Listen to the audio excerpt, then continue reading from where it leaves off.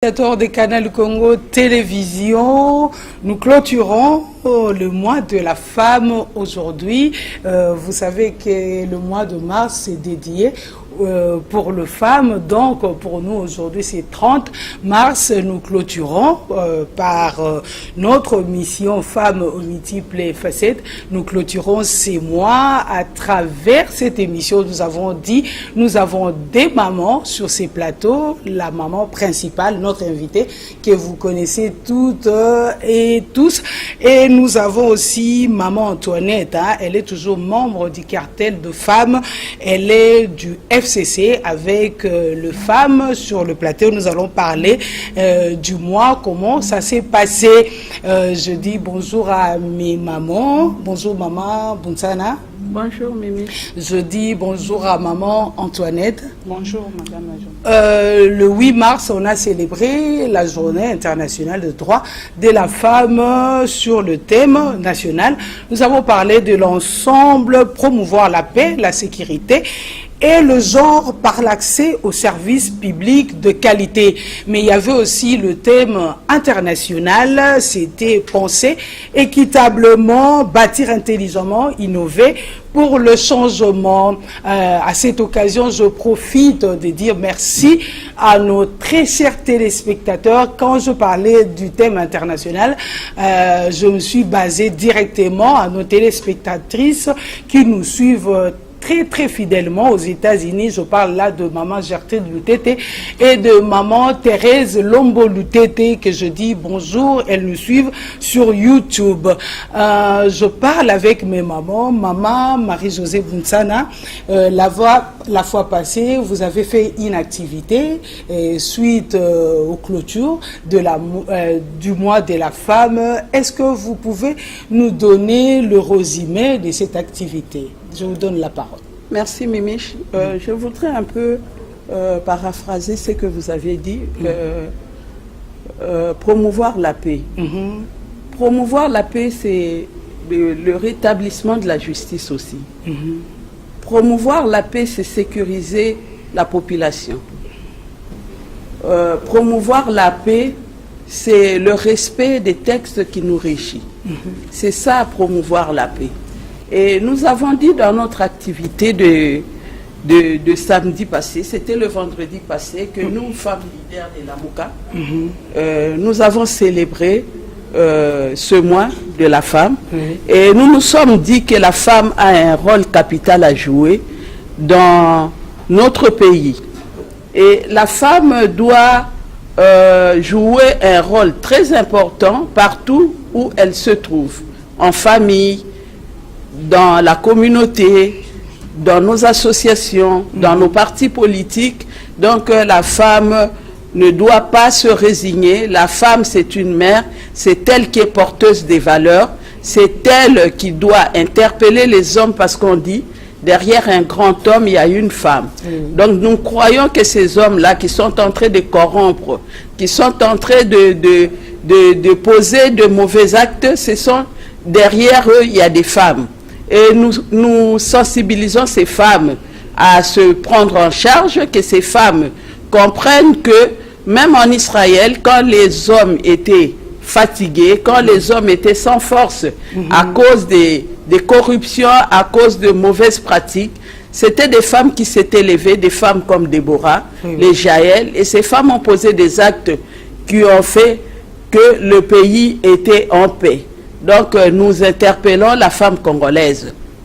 Le mois de la femme, c'est un mois qui interpelle toutes les femmes, les femmes du Congo. Nous devons faire établir notre bilan, voir ce que nous avons déjà fait, ce qui reste à faire et ce que nous devons faire. Maintenant que notre pays est dans une période très tumultueuse, nous pensons que c'est le temps de la femme et les femmes doivent poser des actes pour pouvoir recadrer les choses. Madame Bounsana, je veux revenir à vous, Madame Antoinette. Madame Bounsana, à chaque fois nous remarquons quand nous parlons, c'est depuis longtemps que nous parlons de droits de femmes. Mais ce que moi j'ai constaté, il y a vraiment de l'injustice, comme vous venez de le dire.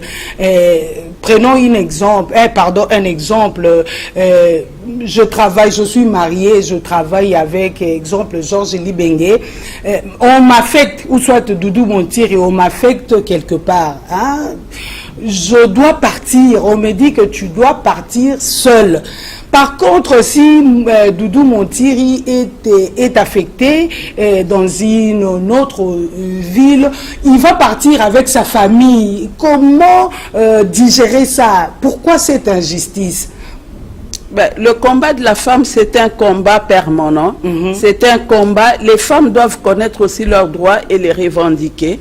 Donc, c'est un combat qui a commencé dans les vieilles démocraties. Si aujourd'hui nous célébrons ce mois, parce que les autres ont commencé ce combat, au départ c'était le combat pour le droit de vote des femmes. Et maintenant c'est un combat. Tant que les hommes seront dans ce monde, le combat, et c'est un combat perpétuel. Donc c'est à nous femmes de connaître nos droits pour pouvoir les revendiquer. Donc nous continuerons à revendiquer nos droits parce que nous sommes des êtres humains et nous sommes égaux. Nous sommes égaux devant la loi. Il n'y a pas des hommes, il n'y a pas des femmes devant la loi.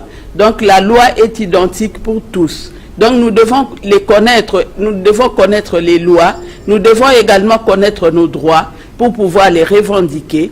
Et je crois que les choses vont aller à notre faveur. Je reviens à vous, Maman Bounsana, Maman Antoinette. Parlez-nous un peu comment vous devez revendiquer vos droits. Parce que vous parlez, vous allez revendiquer vos droits. Comment? De quelle manière? Parce que les téléspectateurs vous suivent. Merci. Essayez un peu d'expliquer comment. Merci beaucoup, Madame la journaliste. Cette revendication, moi je dis toujours au mois de la femme, quand on nous souhaite joyeuse fête des femmes, moi je n'aime pas ça parce que c'est une mois de réflexion, de revendication et puis d'évaluation. Comment nous pouvons évaluer d'où nous venons et d'où nous sommes arrivés et où nous allons. Parce que quand on nous dit 2030, on fera 50-50, voilà. C'est un processus. Comment nous allons revendiquer? Cette femme-là doit d'abord connaître ce qu'elle est. Qu'est-ce qu'elle fait? Parce que nous avons les mêmes diplômes avec les hommes. Ils ont une seule tête et non deux têtes. Mais nous voyons quand on cherche à nous engager, ou soit même dans nos partis politiques, la femme est toujours minimisée. Et ça aussi, c'est la faute de la femme. Parce que cette femme-là veut toujours qu'on l'accompagne. Alors qu'elle a des capacités, elle a des atouts, comme c'est parfois plus que même les hommes. Parce que quand nous étudions, nous voyons dans nos auditoires, nous dépassons même les hommes. Mais la femme-là, elle se sous-estime elle-même. Mais j'encourage les femmes qui ont quand même hausser la tête, hausser leur voix plutôt, tel que nous sommes là, avec nos jeunes âges, nous risquons quand même la vie et puis faire la politique. Et pourtant, la politique n'est pas facile, mais nous sommes là, on se bat aussi parce qu'on doit chercher cette femme. Quand nous sommes absentes, ils auront raison et puis ils diront qu'il n'y a pas de femmes, qu'est-ce que nous allons faire? La femme là doit prendre conscience et nous allons sensibiliser et nous continuerons toujours à sensibiliser ces femmes et surtout nos jeunes filles parce qu'il faut qu'il y ait une relève. Quand la jeune fille n'est pas préparée, là, devant nous aussi, il y aura toujours des obstacles. C'est compliqué. Revenons un peu à mon exemple, Maman Kombo. Dis-moi un peu, on donne la faveur aux hommes. L'homme doit partir avec sa famille. Pourquoi pas la femme? On dit à la femme de partir seule. Or qu'on travaille dans la même égalité. Comment la femme doit revendiquer ses droits à ces niveaux-là? Madame la journaliste, comment cette femme va revendiquer? Quand vous connaissez vos droits, vous allez revendiquer. Comme nous, les femmes, nous reconnaissons déjà que ce sont nos droits. On doit avoir les mêmes traitements avec les hommes. On cherchera toujours à remédier et puis il y aura un changement. Quand on s'était, on saura que nous sommes ignorantes. Mais comme on sait quand même que nos droits, on doit avoir les mêmes droits avec les hommes. Quand nous travaillons, nous avons un même statut qui nous réjouit. Pourquoi cette inégalité? Madame Bounsana, votre activité de l'autre fois, on revient sur ça. Exactement, qu'est-ce que vous avez parlé? Qu'est-ce que vous avez dit aux femmes? Parce que là, il n'y avait pas que de femmes leaders. Hein. Il y avait aussi, comme on peut le dire, les infiltrés. Et qu'est-ce que vous avez dit aux femmes exactement? Oui, parce que le thème principal était comment la femme congolaise entend penser, bâtir et innover en République démocratique du Congo. Et il y avait aussi des sous-thèmes. Moi, j'ai développé, on m'a donné un sous-thème, le rôle de la femme dans le combat des antivaleurs. Qu'est-ce que nous devons faire? Parce que nous voyons qu'il y a les antivaleurs ont fait surface, les antivaleurs, c'est devenu maintenant récurrent dans nos sociétés. Et quel est le rôle de la femme? Quel rôle la femme doit jouer pour combattre les antivaleurs? Parce qu'avec les antivaleurs, le développement ne sera qu'une utopie. Et nous avons essayé de parler aux femmes, c'était en français, en lingala, parce qu'il y avait les femmes de la base aussi. Nous avons ramené la femme à ce qu'elle comprenne ce qu'elle est exactement, pourquoi elle a été créée, pourquoi elle est là. Quand on dit éduquer une femme, c'est éduquer une nation. Mais quelle est cette femme? Comment doit-on éduquer cette femme pour qu'elle puisse transmettre ses valeurs aux enfants d'abord à la maison et pour que ces valeurs puissent affecter aussi la communauté et affecter la gouvernance de notre pays? Nous avons interpellé la femme sur ça, sur le rôle que nous devons jouer parce que nous sommes des mères. La femme, c'est une mère. Tout ce que nous vivons ici, parce que la femme n'a pas pu jouer son rôle.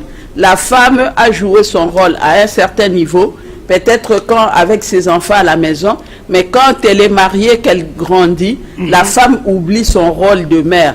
Donc ce rôle, nous devons le continuer. Ce rôle, c'est permanent, c'est un rôle que la femme, partout la femme se trouve.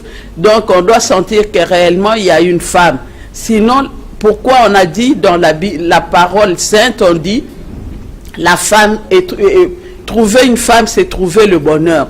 Donc les hommes, le monde devrait trouver un bonheur parce que les femmes sont là.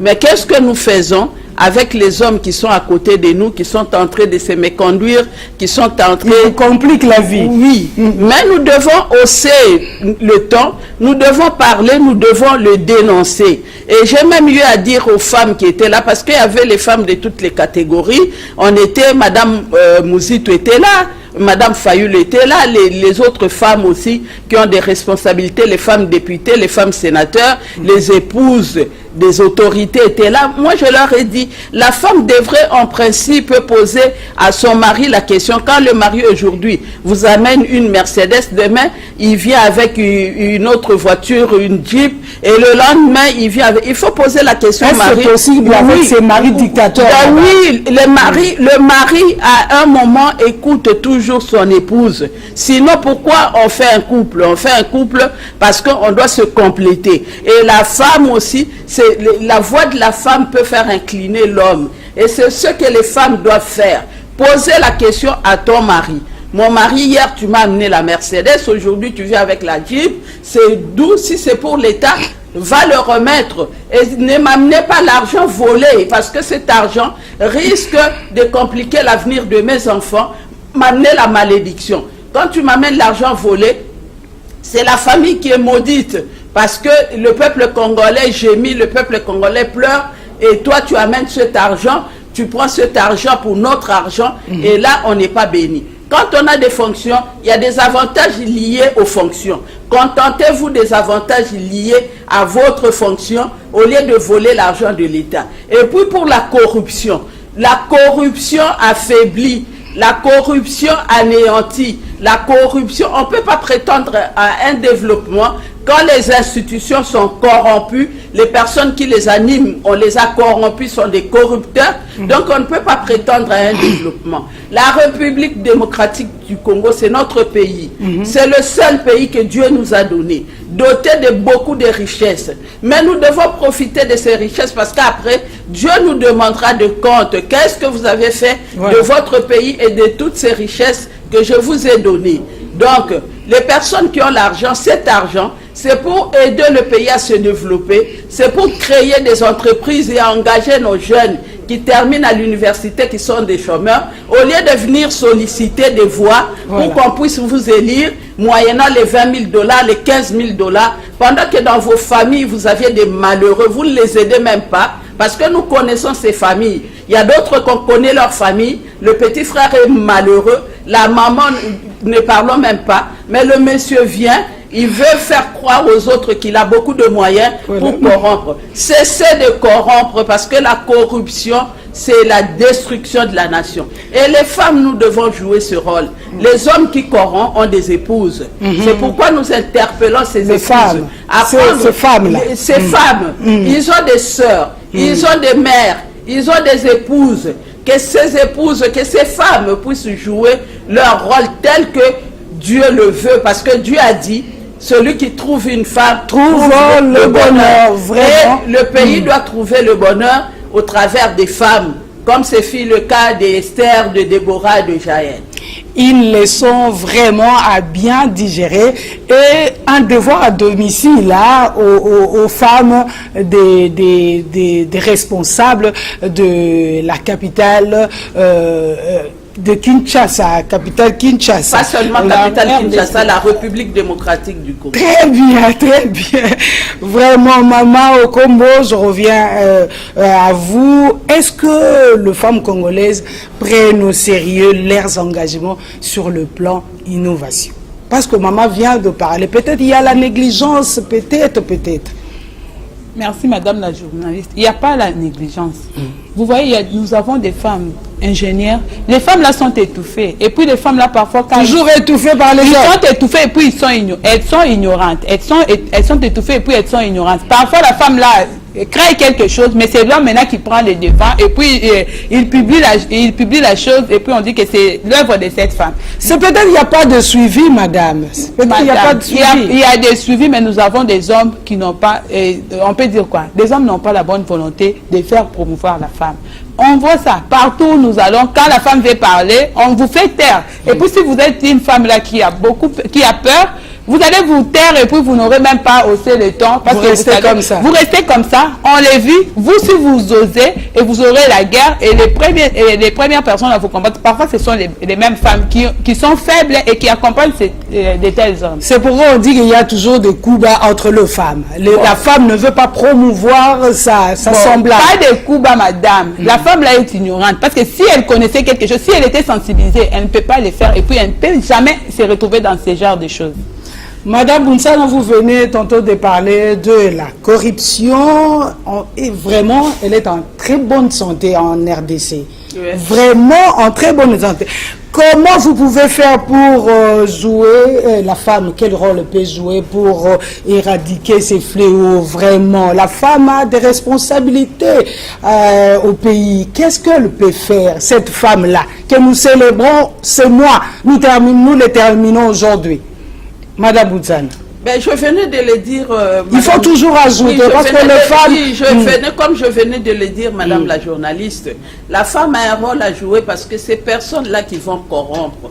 Quand le monsieur prend l'argent de la famille, je crois que quand le monsieur et son épouse sont en couple, l'épouse doit connaître les comptes de l'homme. Voilà. Et quand le monsieur... Est-ce que c'est possible, s'il vous plaît, maman, je ne vous coupe pas la parole, mais est-ce que c'est possible? Ces hommes-là montrent vraiment de... Oh là là, madame. Oui, je donne un exemple concret. Exemple comme à l'Assemblée provinciale, il y a eu élection des sénateurs. Un sénateur qui amène, il y a l'autre qui amène $10 000, qui corrompt les députés. Ça, c'était à l'intérieur. On nous a appris qu'il y avait les députés qui ont été corrompus avec $10 000. L'autre candidat sénateur amène $20 000. Il corrompt la même personne. Et la même personne va voter pour celui qui a amené $20 000. Et celui qui a amené $10 000, la personne a pris l'argent. Mais il n'a pas voté la personne. Et maintenant, la victime veut lui traduire en justice, traduire la personne à qui elle a remis $10 000. Mais la faute à qui? Donc c'est seulement le voleur volé. Donc nous disons que la corruption ne va pas aider la République démocratique du Congo à mettre sur place des bonnes institutions que la population attend. La population est allée voter le 30 décembre parce que la population voulait un changement. Et ce changement doit venir d'abord de la personne, le changement intérieur de l'homme.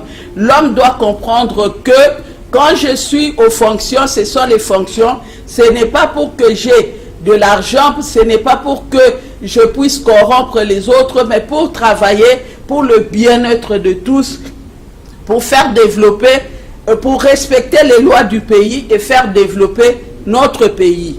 Donc nous devons faire développer ce pays en posant des actes corrects, des actes qui honorent même nos institutions. Maintenant, que ce soit à l'Assemblée nationale, ils sont là, ils se disent qu'on est député, mais la population sait qu'ils sont là parce qu'on les a nommés. Ils sont là parce qu'on les a nommés. On parle de la corruption au niveau des députés provinciaux, mais la corruption a commencé au sommet.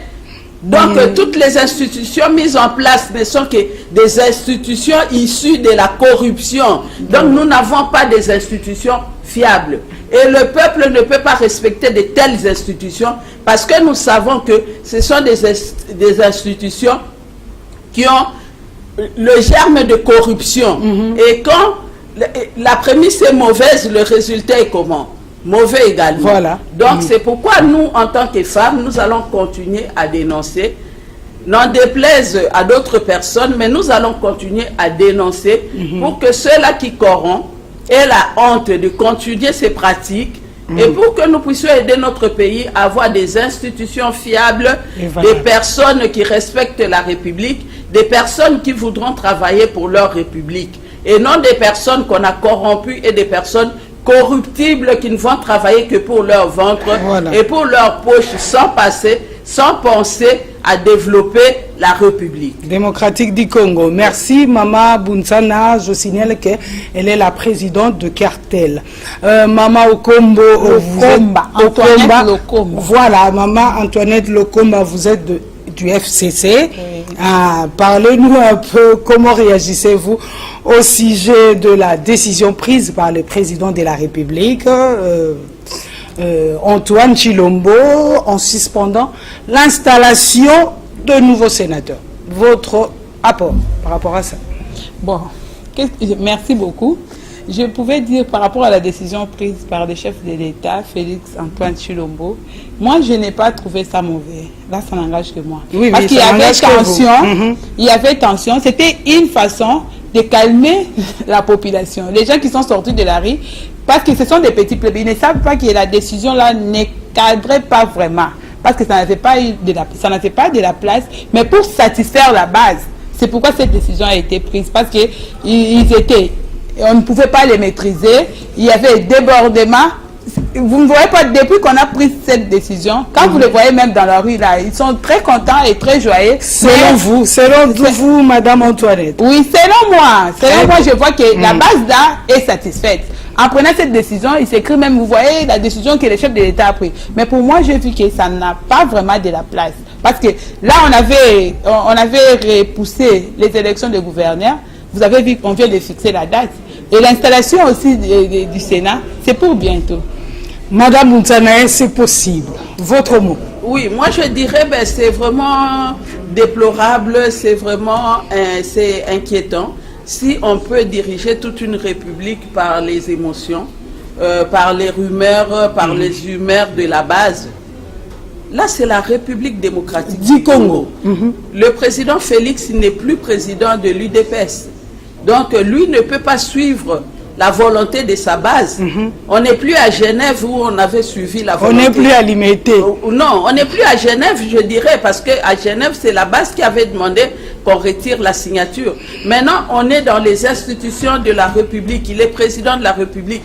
Moi, je ne crois pas, moi, je ne vois pas, je ne conseille pas qu'un président de la République puisse poser des actes parce qu'il y a une base qui a fait ceci ou qui a fait cela.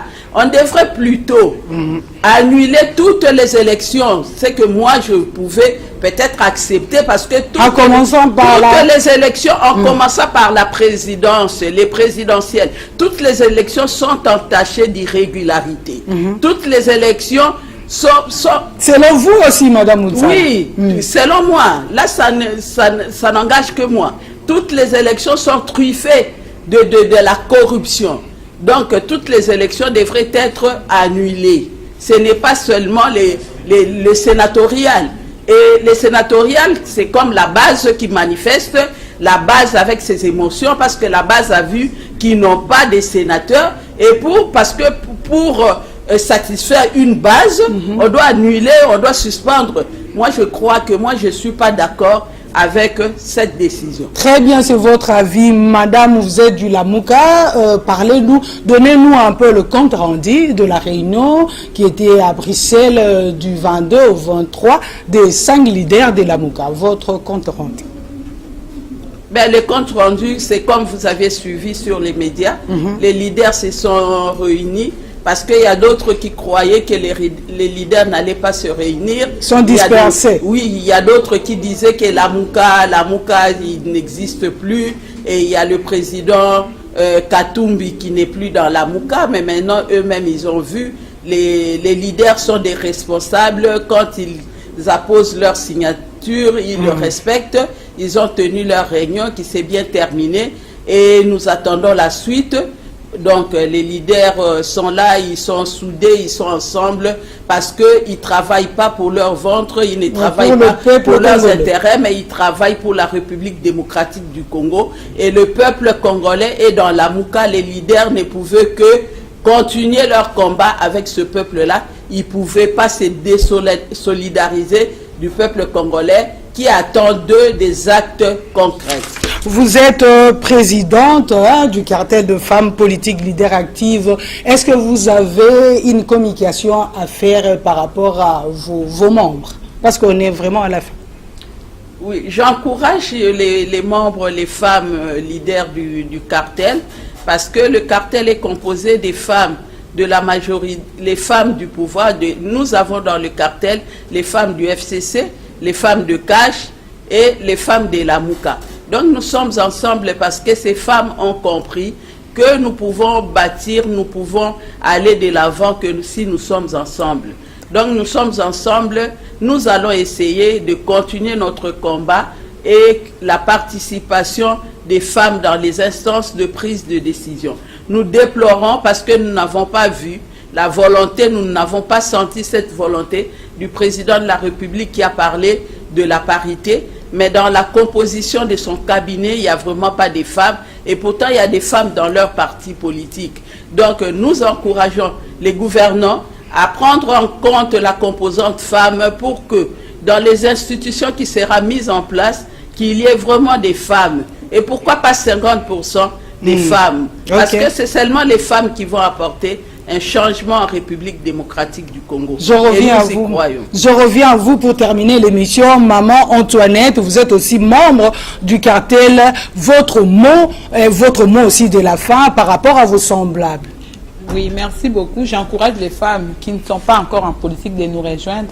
Parce que dans les cartels, nous voyons, c'est vraiment une famille. Là, quand nous tenons même nos réunions, vous ne saurez même pas qui est dans quelle tendance. Voilà. Vraiment, il y a de l'harmonie. Et puis, notre combat, c'est juste le combat pour la femme, pour l'émergence de la femme. Et puis, pour que cette femme-là soit informée, soit formée, en fait d'occuper des postes de prise de décision. Maman Bounsala, nous terminons cette émission, mais votre mot de la fin, un petit clin d'œil, parce que nous terminons, c'est moi, aujourd'hui, un petit clin d'œil à vos téléspectateurs.